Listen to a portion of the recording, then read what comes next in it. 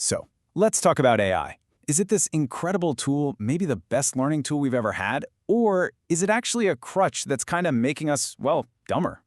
It's a huge question, right? And it's at the heart of some really fascinating new research. So today, we're going to break it all down.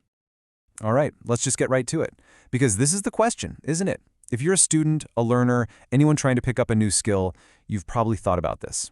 And it seems like a simple question, but the answer, man, it gets deep.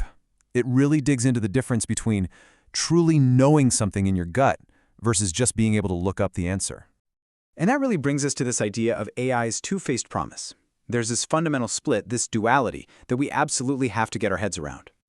So you can think of it like two different paths we can go down. On one side, you've got cognitive extension. This is the dream, right? AI becomes like a superpower for our brain, helping us think bigger and solve problems we couldn't before. But then there's the other path, cognitive atrophy. And yeah, that's the danger zone. It's where we start outsourcing our thinking so much that our own mental muscles just start to weaken. And this risk, this weakening, it actually has a name. It's called the hollowed mind. So what does that really mean for us? Now, the hollowed mind isn't about being dumb. It's not about a lack of intelligence at all. It's about dependency. Real learning, it requires what they call productive struggle. It's that feeling of wrestling with a problem until it clicks. But AI's instant perfect answers, they let us skip that struggle completely. And when we keep bypassing that hard work over and over, we just stop building that deep, lasting knowledge. And this quote just nails it. The big risk is that we start to mistake access for ability. Think about that. You feel smart because you can get the right answer from an AI in seconds. But that critical skill, the ability to reason through the problem yourself, to connect the dots, that starts to fade into the background. And you know what? This isn't a totally new problem. It's just a new version of something we've been doing for a while. I mean, think about the Google effect. We don't remember the facts anymore. We just remember how to find the facts. Or GPS.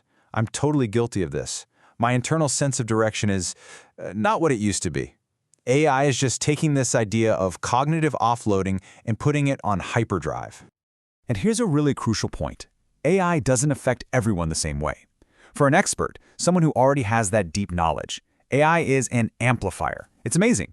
It helps them get the boring stuff done faster.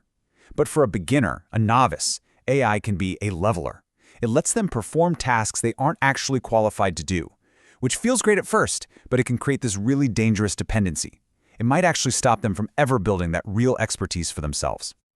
Okay, so if we know this is a risk, why do we keep falling for it? I mean, why is it so tempting to just take the easy way out?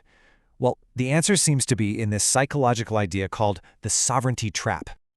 So here's the trap. It's all about how competent the AI feels. It gives you this polished, confident, perfect-looking answer in like half a second.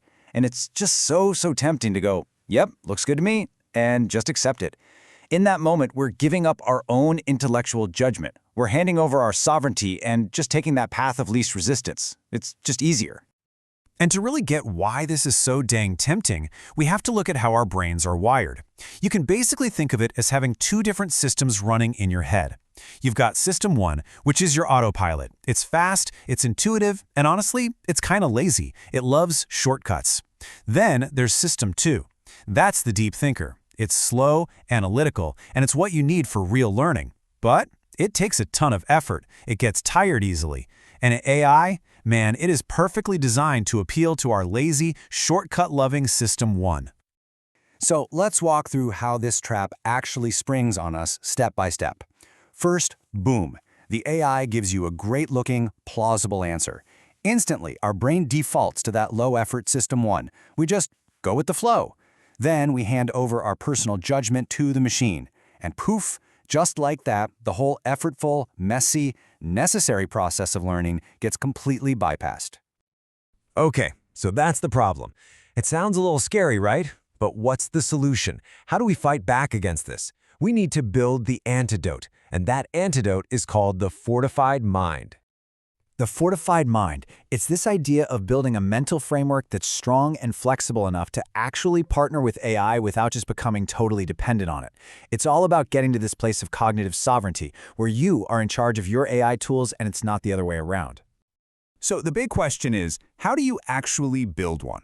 Well, it really boils down to 3 key layers. First, you need that foundational knowledge, a strong base in whatever subject you're working on, so you have the instinct to spot when an AI is giving you nonsense. Second, you got to have what are called metacognitive skills. That's basically the habit of thinking about your thinking, always asking yourself, wait a minute, how do I know this is actually correct? And third, and this is maybe the hardest one, you need to cultivate the habit of doing that hard, effortful, System 2 thinking, even when it's, well, hard. And all of this leads to a really powerful new way to think about what AI should be. We need to completely shift our perspective. Instead of just treating AI like an answer vending machine where you put in a question and get out a perfect answer, we should be trying to design them as cognitive gyms. Think about that. Tools that are built specifically to challenge us, to push us, and to help us think more deeply. So this all leaves us with a final, and I think really critical question. A question we have to ask ourselves every single time we open up an AI tool. Is this a partner or is it a crutch? Because the answer we choose in all those little moments, day after day, that's what's going to define our entire future relationship with this incredible and incredibly tricky technology.